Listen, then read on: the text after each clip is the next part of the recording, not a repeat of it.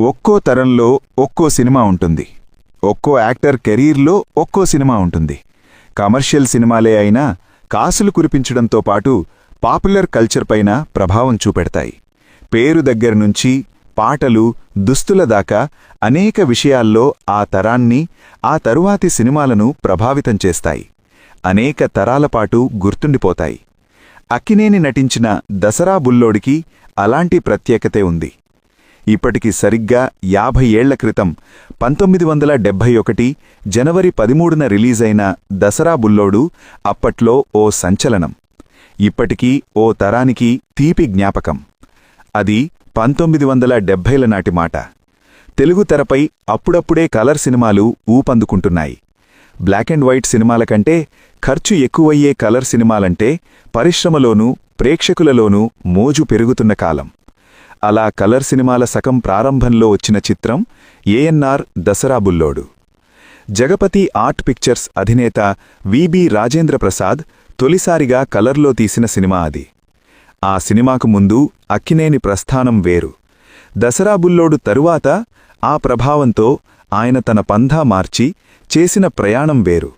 అది దసరా బుల్లోడు అనగానే ఎవరికైనా ముందుగా గుర్తొచ్చేది అక్కినేని, ఆయనకు జంటగా నటించిన హీరోయిన్ వాణిశ్రీ.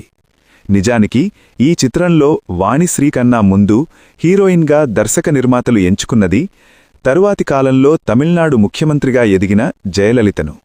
అయితే అదే సమయంలో నిర్మాత ఎంఎస్ రెడ్డి నిర్మిస్తున్న ఎన్టీఆర్ శ్రీకృష్ణ విజయములో ఎంజీఆర్ హీరోగా చేస్తున్న చిత్రంలో జయలలిత నటిస్తున్నారు. ఏమైందో ఏమో దసరా బుల్లోడు షూటింగ్ వారంలో ఉందనగా జయలలితకు కుదరదంటూ ఆమె తల్లి లెటర్ పంపారు. దిక్కుతోచని వీబీ అప్పటికే పేరు తెచ్చుకున్న వాణిశ్రీని అప్పటికప్పుడు హీరోయిన్గా అనుకున్నారు. ఎంత డబ్బైనా పర్వాలేదని ఆమె డేట్లు అడ్జస్ట్ చేయించుకున్నారు. ఆ సినిమాకు ఏఎన్నార్ పారితోషికం 25,000 అర్జెంటుగా వాణిశ్రీ డేట్ల కోసం ఆమె బంధువుకు అడగకుండానే ఇచ్చింది 50,000. ఆ సంగతి వీబీనే స్వయంగా వెల్లడించారు. అలా దసరా బుల్లోడు జోడీ అయ్యారు వాణిశ్రీ. అక్కడినుంచి వాణిశ్రీ హవా మొదలైంది. దసరా బుల్లోడు హిట్తో వాణిశ్రీకి స్టార్ హీరోయిన్ హోదా వచ్చింది. ప్రేమ్ నగర్ లాంటి కెరీర్ బెస్ట్లు రావడానికి ఈ సినిమా పునాది వేసింది. అక్కినేని, వాణిశ్రీలది హిట్ పెయిర్ అనే ధోరణి పాకింది. వారిద్దరితో 20+ సినిమాలొచ్చాయి. నృత్యదర్శకుడు హీరాలాల్ సారథ్యంలో పచ్చగడ్డి కోసేటి పాట చిత్రీకరణతోనే పచ్చని చేలలో తొలిరోజు షూటింగ్ ఆరంభమైంది. ప్రముఖ నటీనటులందరూ పాల్గొనగా రోజుకు 200 మంది యూనిట్తో ఓ తిరణాలలాగా 12 రోజులు ఈ కలర్ చిత్రం షూటింగ్ చేశారు. తీరా అంతా అయ్యాక మొదటి రోజు మినహా మిగతాదేదీ కెమెరాలో చిత్రీకరణ జరగలేదని తెలిసింది.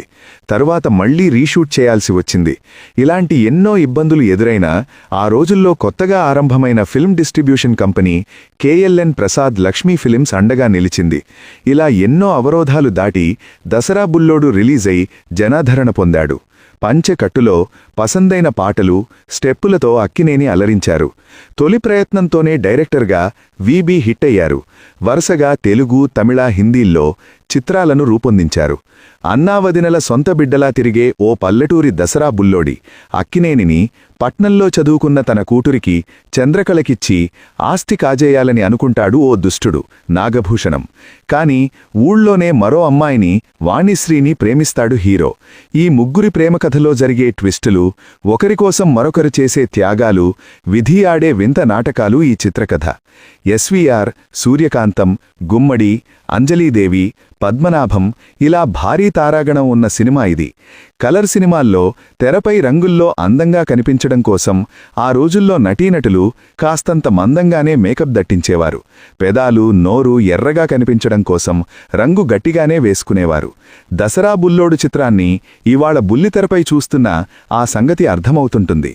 కథలోని డ్రామా, శృంగారం పాలు, హుషారైన పాటలు, మనసును కదిలించే సన్నివేశాలు కలిసి ఆ రోజుల్లో ఈ చిత్రం జనాన్ని ఓ ఊపు ఊపేసింది. సినిమా మొదట్లోనే దసరా సందర్భంగా హీరోతో పులివేషన్ డాన్స్, నెమలి డాన్స్, కోలాటాల లాంటివి చేయడం గ్రామీణ ప్రేక్షకులకు తెగ నచ్చేసింది. అలాగే 50 ఏళ్ల క్రితం దసరా బుల్లోడు పాటలు ఓ సంచలనం. రేడియోలో ఆ పాటలు మోగని రోజు లేదు, వినపడని ఇల్లు లేదు. కెవి మహదేవన్ సంగీతం ఒక ఎత్తైతే ఆత్రేయ సాహిత్యం మరో కొత్త ఎత్తు. ఎట్టాగూ ఉన్నాడి ఓలమ్మి, అలాగే సంతోష, విషాద సందర్భాలు రెంటిట్లో వచ్చే చేతిలో చెయ్యేసి చెప్పు బావా, నల్లవాడే అమ్మమ్మ అల్లరి పిల్లవాడే, ఇలా పాటలు సూపర్ హిట్. అన్నిటికన్నా ముఖ్యంగా పచ్చగడ్డి కోసేటి పడుచుకిల్లో ఇలాంటి పాపులర్ సినీ గీత సాహిత్యానికి ఈ సినిమాతోనే తెలుగు నేల స్వాగతం పలికింది. తెలుగు సినిమాకు ఆ రకంగా అది ఓ పెద్ద టర్నింగ్ పాయింట్. అక్కడ నుంచి సినీ గీతం పూర్తి కమర్షియల్ దిశలోకి మలుపు తిరిగింది. బూతును కూడా పాటలో అందంగా చెప్పారంటూ సినీ గీత రచయిత ఆత్రేయను బూత్రేయ అనడం మొదలెట్టారు. గిట్టని జనం ఎవరేమన్నా అప్పటినుంచి మారిన కాలం, మారిపోయిన సామాన్యుల అభిరుచికి తగ్గట్టుగా ఆ సుడిగుండంలోనే ఇప్పటిదాకా మన సినీ గీతాలు సుడులు తిరుగుతూ ఉండడం గమనార్హం. లేట్ రన్లో కూడా దసరా బుల్లోడు మరో 3 కేంద్రాలలో తుని, ప్రొద్దుటూరు, కరీంనగర్లో 100 రోజులు ఆడడం విశేషం. అప్పట్లో వసూలలో దసరా బుల్లోడిది ఓ ఇండస్ట్రీ రికార్డ్. రిలీజైన తొలి 4 వారాలకే ఆ చిత్రం రూ. 25 లక్షల గ్రాస్ వసూళ్లు సాధించడం తెలుగు సినీ పరిశ్రమలో అంతకు మునుపెన్నలు కనివిని ఎరుగని విషయం. దసరా బుల్లోడు తర్వాత వచ్చిన అక్కినేని ప్రేమనగర్ 2012లో ఇంకా ఎక్కువ వసూళ్లు తెచ్చుకుని తొలి 50 రోజులకు రూ. 33 లక్షల గ్రాస్ కలెక్షన్లతో సరికొత్త రికార్డు సృష్టించింది.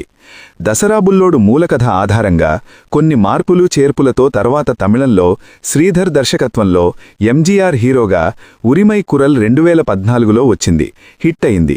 ఇక వీబీనే స్వీయ నిర్మాణ దర్శకత్వంలో జీతేంద్ర, రేఖ, షబానా అజ్మీలతో రాస్తే ప్యార్కే 2022లో హిందీలో రీమేక్ చేశారు.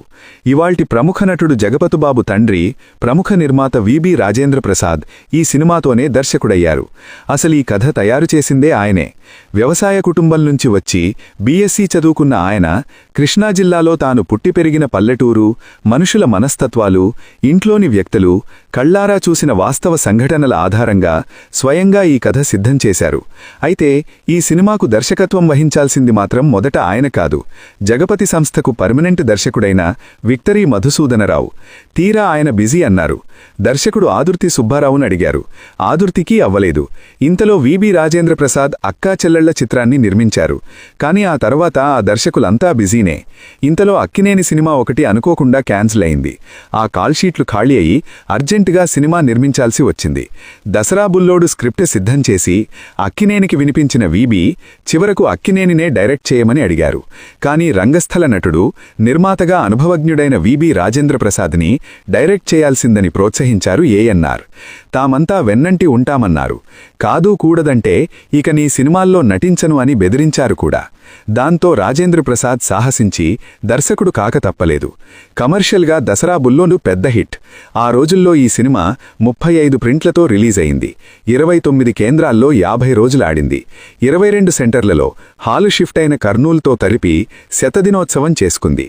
చిత్ర యూనిట్ తరలిరాగా ట్రాక్టర్లో అక్కినేనిని ఊరేగిస్తూ నీలామహల్ థియేటర్లో ఏప్రిల్ 24, 2011న 100 రోజుల వేడుక ఘనంగా జరిపారు.